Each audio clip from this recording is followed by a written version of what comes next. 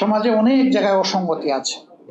এই অঙ্গনটা যদি রিস্ট্রাকচার করা যায়, রিফর্ম করা যায়, এইটাকে যদি ক্লিন করা যায়, সমাজের অর্ধেক যন্ত্রণা অটোমেটিক্যালি দূর হয়ে যায়। আর বাকি যে অর্ধেক থাকবে আমরা সবাই মিলে দূর করতে পারবো ইনশাআল্লাহ।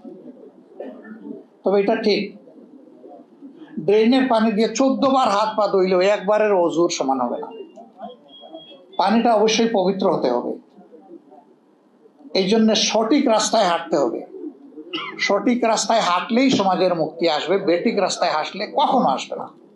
আমি হজ করতে যাব, মস্কোর প্লেনে উঠলে তো আমার মক্কা যাওয়া হবে না, আমাকে জেদ্দা অথবা মদিনার প্লেন ধরতে হবে, হজে যেতে হবে। আমরা মনে করি, বিশ্বাস করি, স্রষ্টা তার সকল সৃষ্টির প্রতি সবচেয়ে বেশি ভালোবাসা রাখেন।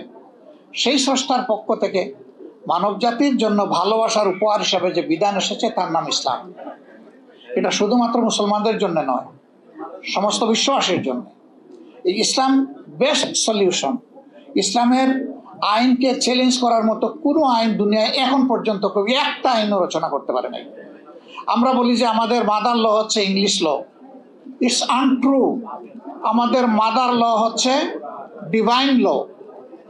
যতগুলা আইন দুনিয়ায় প্রণীত হয়েছে তার ম্যাক্সিমাম আল্লাহর দেওয়া আইনকে অনুসরণ করে হয়েছে। এই জন্য বিদ্যমান আইনের সাথে কোরআনের আইনের সংঘর্ষ খুব কম জায়গায়। যেই জায়গায় সংঘর্ষ বুঝতে হবে, কোরআনিক ল উইল প্রিভেইল, এবং বাকি যেটা সেটা প্রিভেইল করবে না।